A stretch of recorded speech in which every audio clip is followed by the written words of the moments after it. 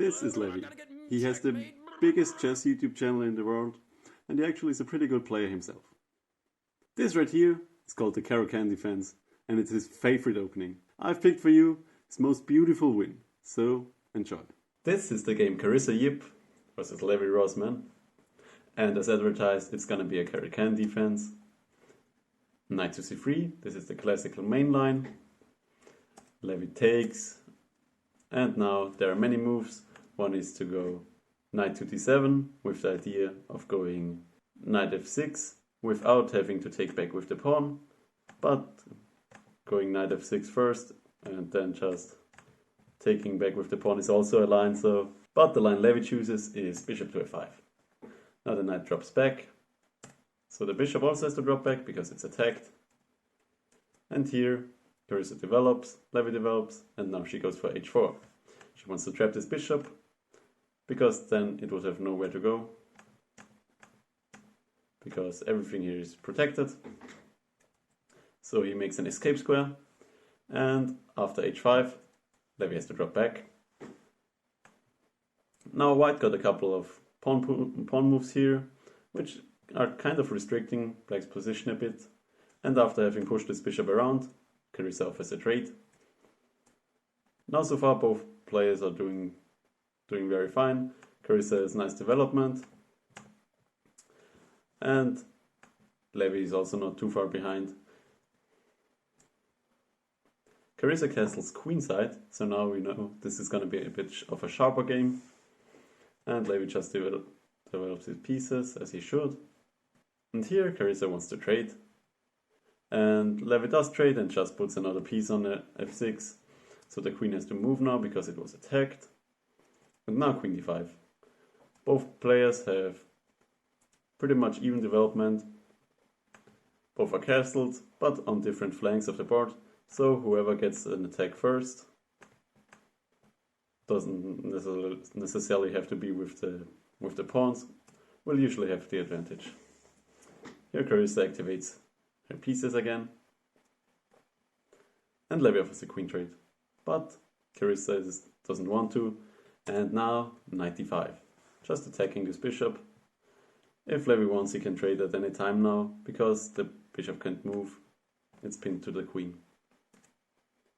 Now she activates the rook, and her idea here is actually to go rook to g3, then this piece is very active, and she already would have a threat then of just taking here because the g pawn would be pinned.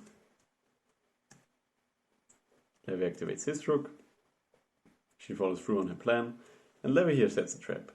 He sidesteps because he knows she really wants to sack here. But he already moved his queen, so when she takes here, this doesn't come with check, so Levy can do whatever he wants. And that exactly happens. And now instead of taking the rook, which would lose, he just takes the bishop, eliminates one of the attackers, and now Carissa has to do something, because Levy just took a bishop and her rook is also hanging. So she takes on f7, and if Levy takes with the rook now, then she's winning, because this is a fork.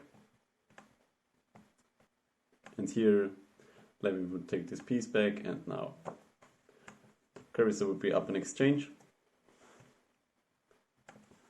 But after rook takes on f7, Levy just sacked his queen. But actually it can't be taken. What happens on taking here? Just rook takes, queen has to take, there's no other legal move. Knight takes, and after rook takes on e7, Levy's up a piece here. Carissa will win some pawns because these are very, very weak. But this should still be a win for black if played correctly.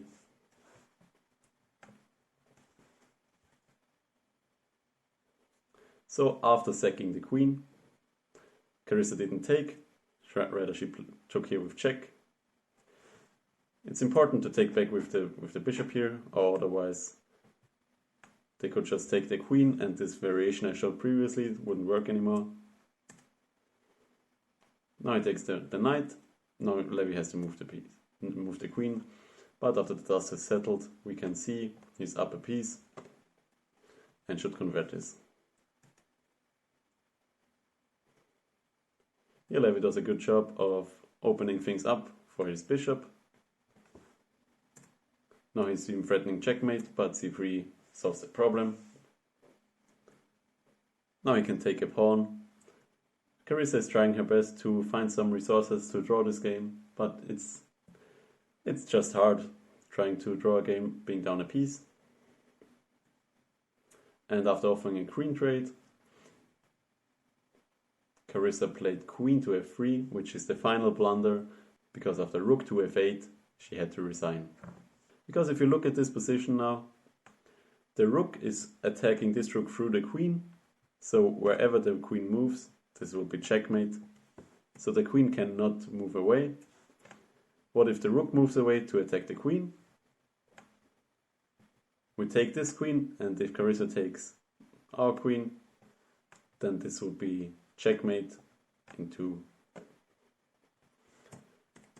the last option is after rook f8 to take here, but now after we take with the rook, the king will attack the rook, and now we don't even have time to save the rook because black is threatening 2 checkmates at once, and now they would have to make luft, and then we will just take the rook. Okay, that was the game. I hope you guys enjoyed. If you did, leave a like, subscribe, or do whatever you want. I'm not your boss.